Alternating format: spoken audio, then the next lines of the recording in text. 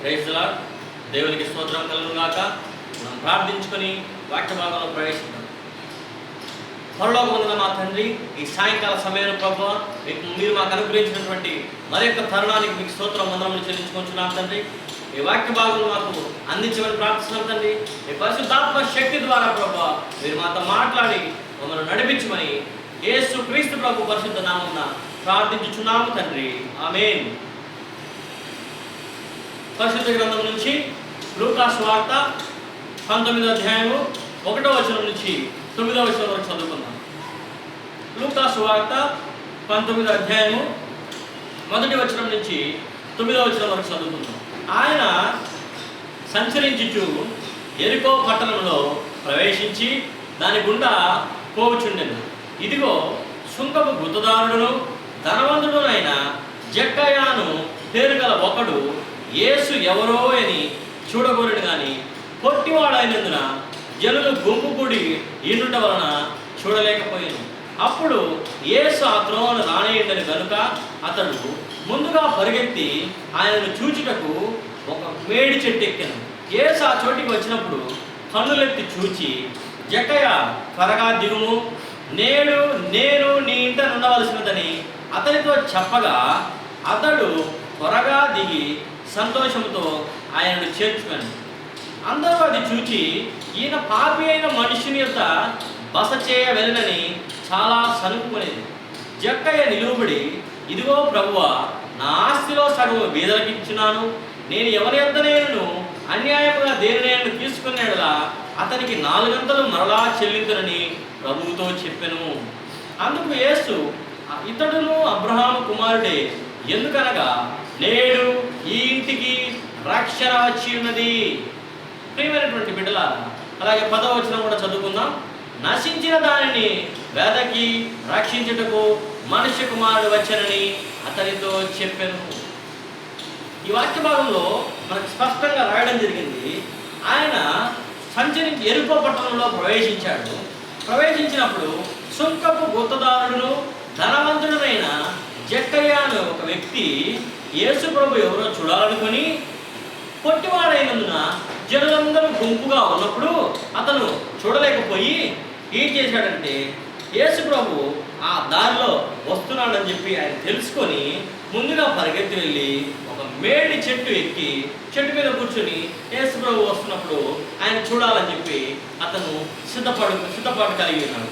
ఆ విధంగా అతడు ఆ యొక్క చెట్టు ఎక్కి కూర్చొని ఉన్నప్పుడు యేసు ప్రభు అదే దారిలో రావడము, ఆ చోటికి వచ్చి ఆ చెట్టు దగ్గర నిలబడి కన్నుల పైకి చూసి, జక్కయ్య త్వరగా దిగుము, నేను నీ ఇంట్లో ఉండవలసి ఉన్నదని అతనితో చెప్పగా అతడు త్వరగా దిగి సంతోషంతో ఆయన్ని చేర్చుకున్నాడు ఆయన ఇంట్లో.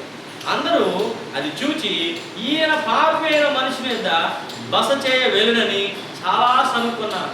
ప్రియమైనటువంటి దేవుని బిడ్డల సహోదరి సహోదరులారా, చూడండి, ఇక్కడ ఒక పాపిని దేవుడు రక్షించే పాపి దగ్గరికి యేసు ప్రభు వెళ్తే వీరందరూ ఎంతో బాధకు గురయ్యారు. అప్పుడు జక్కయ్య నిలబడి, ఇదిగో ప్రభువా, నా ఆస్తిలో సగము బీదలకు ఇచ్చేస్తున్నాను. నేను ఎవరైనా అన్యాయంగా దేన్ని తీసుకునేలా అతనికి 4 గంటలు మరలా చెల్లించాలని ప్రభువుతో చెప్పాను. అందుకు యేసు, ఇతడును అబ్రహాము కుమారుడే, ఎందుకనగా నేడు ఈ ఇంటికి రక్షణ వచ్చి ఉన్నది.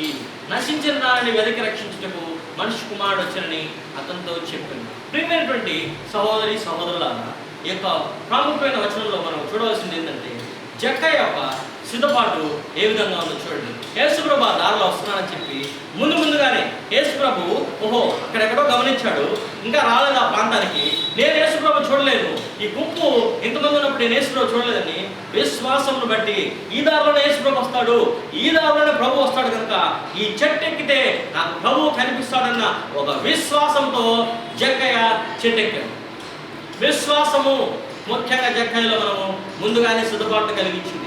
ఎప్పుడైతే జక్కయ్య విశ్వాసం కలిగి చెట్టు ఎక్కి పైన కూర్చొని యేసు ప్రభు అదే దారిలో వస్తాడని జక్కయ్య ఎదురు చూస్తున్నాడు, యేసు ప్రభు అదే దారిలో రావడము, ఆ చెట్టు కింద ఆగడము, పైకి కన్నులెత్తి చూడటము, జక్కయ్య కిందకి దిగిరా, నేను నీ ఇంట్లో ఉండవలసినదని ప్రభు జక్కయ్య పిలవడము వేగంగా జరిగిపోయాయి. ప్రియమైనటువంటి బిడ్డలారా, ఎవరైతే యేసు ప్రభువును చేరుకోవాలని ఆసక్తి కలిగి ఉంటారో, ఎవరైతే యేసు ప్రభువును కలుసుకోవాలని ఆసక్తి కలిగి ఉంటారో వారిని మీ ఆసక్తి ముందే గమనించి నా ప్రభు మీ దగ్గరికి రావడానికి సిద్ధంగా ఉన్నాడు. ఈరోజు ప్రభు రక్షణ కోరుకున్న వారికి నేను రక్షణ కలుగజేసినటువంటి ప్రభు వాక్యం సెలవిస్తుంది. ఈరోజు మన ప్రభు జక్కయ్య కలిగినటువంటి విశ్వాసాన్ని గమనించాడు. ఓహో, ఇతను ఎంతో విశ్వాసం కలిగినాడు, నన్ను చూడడానికి, నన్ను కలుసుకోవడానికి ఆతృత కలిగినాడు, అందుకే అతని విశ్వాసం కార్యరూపం దాల్చి చెట్టు ఎక్కడం జరిగింది. కాబట్టి నేను ఇతన్ని కలుసుకోవాలని మన ప్రభు కూడా అదే దారిలో రావడం జరిగింది. జక్కయ్యని చూశాడు, రమ్మని చెప్పాడు. జక్కయ్య త్వరగా దిగొచ్చి ప్రభు ఇంట్లో చేర్చుకున్నాడు.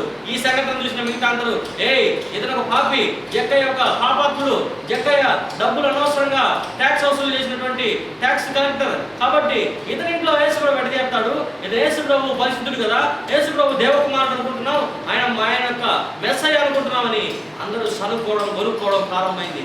కానీ మత్తయి సువార్త 9:9 ప్రభు వాక్యం సెలవుస్తుంది, నేను పాపంగా పిలువచ్చింది కానీ నీతిమంతుడు పిలువ రాలేదని చెప్పి 9వ అధ్యాయంలో ప్రభు వాక్యం సెలవిస్తుంది. ప్రియమైనటువంటి దేవుని బిడ్డ, రోగం గల వారికే వైద్యుడు కానీ ఆరోగ్యం గల వారికి వైద్యుడు అక్కర్లేదు, నేను పాపం కోసం వచ్చానని ప్రభు వాక్యం సెలవిస్తుంది. ఆ విధంగా ప్రభు పాపి అయినటువంటి జక్కయ్య ఇంటికి వచ్చాడని అందరూ చదువుకుంటున్న సమయంలో జక్కయ్యలో పరివర్తన కలగడం మనం చూస్తున్నాం. జక్కయ్య నిలబడి, ఇదిగో ప్రభువా, నా ఆస్తిలో సగం పేదలకు ఇచ్చేస్తున్నాను, కంప్లీట్ సగం ఆస్తి పేదలకు ఇచ్చేస్తున్నాను, ఎవరి దగ్గర నేను అన్యాయంగా ₹1 తీసుకుంటే వాళ్ళకి ₹4 చెల్లిస్తాను ప్రభువా అని చెప్పి చెప్పడం జరిగింది. వెంటనే ప్రభు అంటున్నాడు, ఇతడు కూడా అబ్రహాము కుమారుడే, ఎందుకనగా నేడు ఇతని ఈ ఇంటికి రక్షణ వచ్చినది, నశించిన దానిని వెతికి రక్షించుటకు మనుష్య కుమారుడు వచ్చినని అర్థం చెప్పాడు. ప్రియమైనటువంటి సహోదరుడా సహోదరుల, జక్కయ్య యొక్క విశ్వాసం బట్టి యేసు ప్రభు చెట్టు కింద ఆగడం జరిగింది. జక్కయ్య యొక్క విశ్వాసం బట్టి యేసు ప్రభు జక్కయ్య ఇంటిలోనికి రావడం జరిగింది. జక్కయ్య యేసుక్రీస్తు ప్రభునందు విశ్వాసం ఉంచడం బట్టి జక్కయ్యకు రక్షణ కలిగింది. జక్కయ్య నశించిపోతున్న గొర్రె పిల్ల వంటి జక్కయ్యను యేసుక్రీస్తు ప్రభు రక్షించడం జరిగింది. ఈరోజు నీవు అటువంటి విశ్వాసాన్ని కలిగి ఉన్నావా? యేసు ప్రభుని చేర్చుకోవడానికి సిద్ధంగా ఉన్నావా? యేసు ప్రభు నీ ఇంట్లోకి వస్తానన్నప్పుడు రా ప్రభు నా ఇంట్లోకి తీసుకెళ్ళే అంత ధైర్యం నీకుందా? అంత ఇష్టం నీకుందా? యేసయ్య అంటే అంత ప్రేమ నీకుందా? యేసయ్య అంటే అంత అభిమానం నీకుందా? ఈరోజు ప్రభు వాక్యం నేను ప్రశ్నిస్తుంది. ఒకవేళ లేకపోతే నువ్వు నరకానికి వెళ్ళవలసి ఉంటుంది. యుగ యుగములు అగ్నితో నీ శరీరము నీ కాల్చబడాల్సి ఉంటుంది. అక్కడ ఏడుపును పండ్లు కొరుకుతాయి ఉంటాయి. ఎవరైతే యేసు ప్రభును ఇష్టంతో తమ గృహంలో చేర్చుకుంటారో ఆ గృహానికి రక్షణ వస్తుంది. ఎవరైతే యేసు ప్రభును ప్రేమిస్తారో యేసు ప్రభు వాళ్ళను ప్రేమిస్తాడు. యేసు ప్రభు వచ్చి వాళ్ళతో ఉంటాడు. ఆయన తన రక్తంతో నేను కడుగుతాడు. ఆయన తన కలువరి శిలువలో కాల్చిన రక్తధార ద్వారా ఆయన ఆ యొక్క యేసు ప్రభును ప్రేమించే వారిని కడిగి పవిత్రపరిచి తన పరలోక రాజ్యానికి వారసులుగా నిలబెట్టుకుంటాడు. ప్రియ సహోదరా సహోదరి, జక్కయ్యకి ఎంత విశ్వాసం చూడండి. యేసు ప్రభు మార్గంలో వస్తాడని తెలుసుకున్నాడు.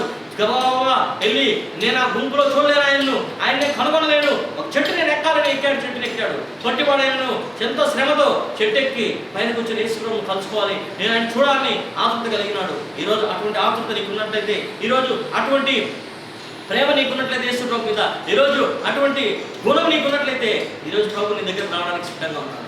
జక్కయ్యనే రక్షించిన దేవుడు నిన్ను రక్షించలేడా? జక్కయ్యను ప్రేమించిన దేవుడు నిన్ను ప్రేమించడా? జక్కయ్యను కరుణించిన దేవుడు నిన్ను కరుణించడా? నీ పరిస్థితిని ప్రభువు మార్చడానికి సిద్ధంగా ఉన్నట్టు.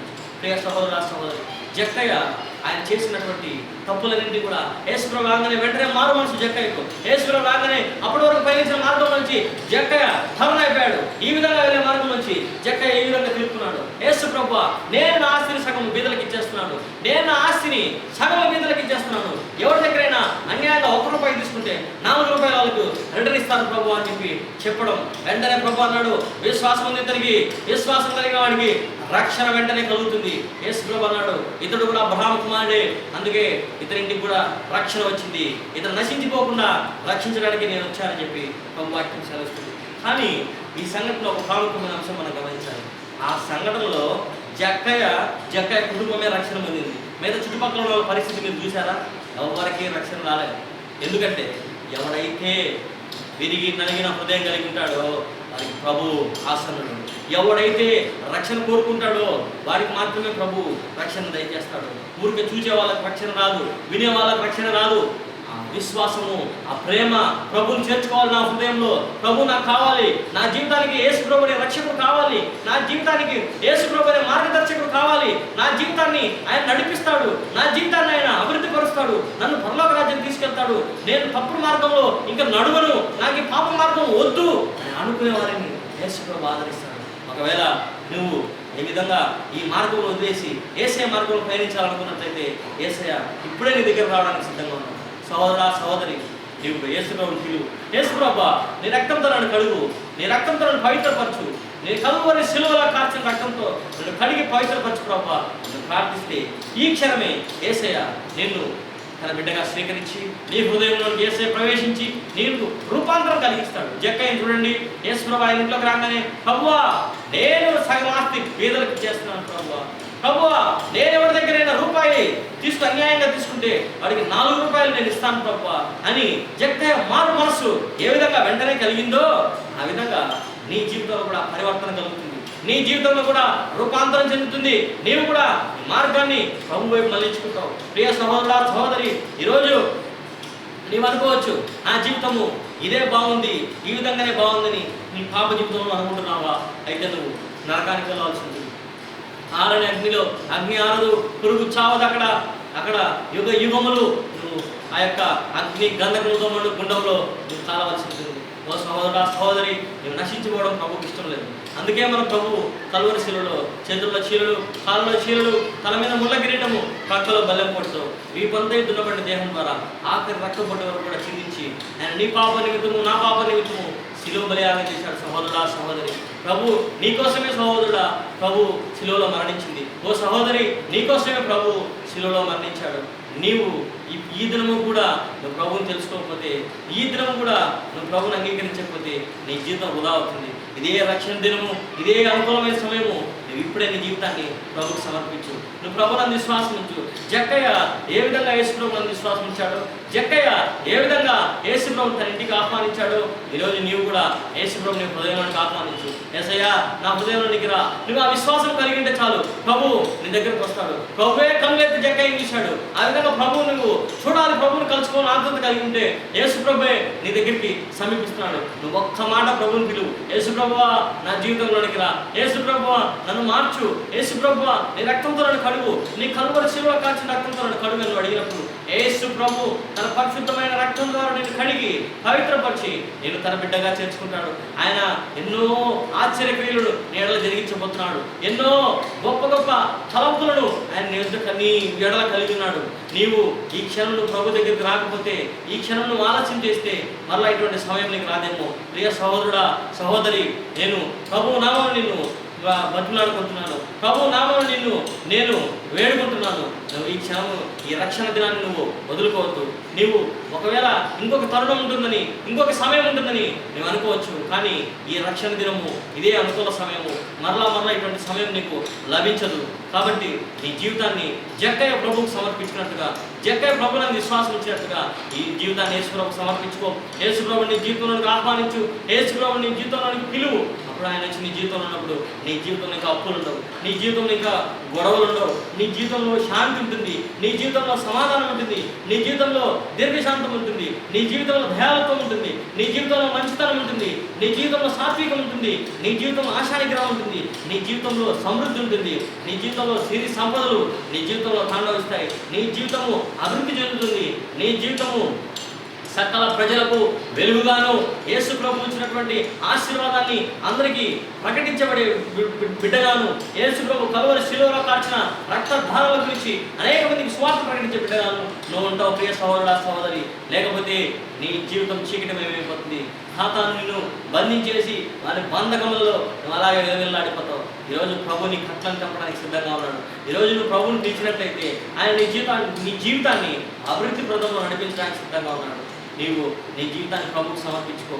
నీ యొక్క సమస్యలన్నింటిలో కూడా ప్రభు నిన్ను విడిపించి నేను ఈరోజు ప్రభు ఆశీర్వదించడానికి సిద్ధంగా ఉన్నాడు. ప్రభువును ఒకసారి నీ జీవితంలోకి ఆహ్వానిస్తే అద్భుతము, ఆశ్చర్యము, మహదానందము నువ్వు పొందుకుంటావు. జక్కయ్యలాగా నువ్వు ఆనందంతో సంతోషంతో రక్షణ పొంది కుటుంబం అంతా కూడా ప్రభువులను ఆనందించిందిగా నువ్వు కూడా ప్రభువుతో ఆనందిస్తావు. దేవుడు కుటుంబం దీవించి ఆశీర్వదించిన గాక. ప్రార్థించుకుందాం. పరలోకమున్న మా తండ్రి, వాక్యం దీవించి ఆశీర్వదించి నా మహిమార్థమే ప్రభువా వాక్యమును ఫలింపజేయమని రెండో హృదయాలను ప్రభువా మీరు ఆశీర్వదించి వాక్యమును ఫలింపజేసి వారందరూ కూడా వాక్యము సమృద్ధిగా గ్రహించుటకు 100 రెట్లుగా ఫలింపజేయమని ఆశీర్వదించి దీవించి నడిపించమని యేసు క్రీస్తు ప్రభు పరిశుద్ధ నామమున ప్రార్థించుచున్నాము తండ్రి. ఆమేన్.